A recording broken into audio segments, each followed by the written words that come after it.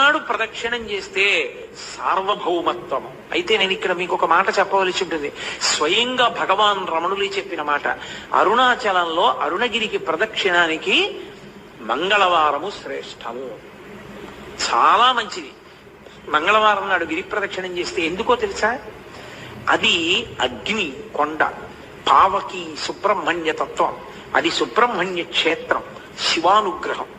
అక్కడ మంగళవారం నాడు ఉదయం కుజహోర ఉంటుంది. కుజుని యొక్క శక్తిని తగ్గించగలిగిన వాడు సుబ్రహ్మణ్యుడు. మంగళవారం సుబ్రహ్మణ్యానుగ్రహాన్ని ప్రోధి చేస్తుంది.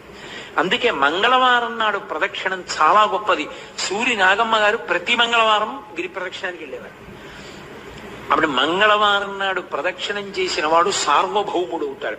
సార్వభౌముడవుతాడు అన్న మాటకు అర్థం చక్రవర్తి అంటే రాజ్య పరిపాలనే అనుకోక్కర్లేదు. భక్తి సార్వభౌముడు కావచ్చు, వైరాగ్య సార్వభౌముడు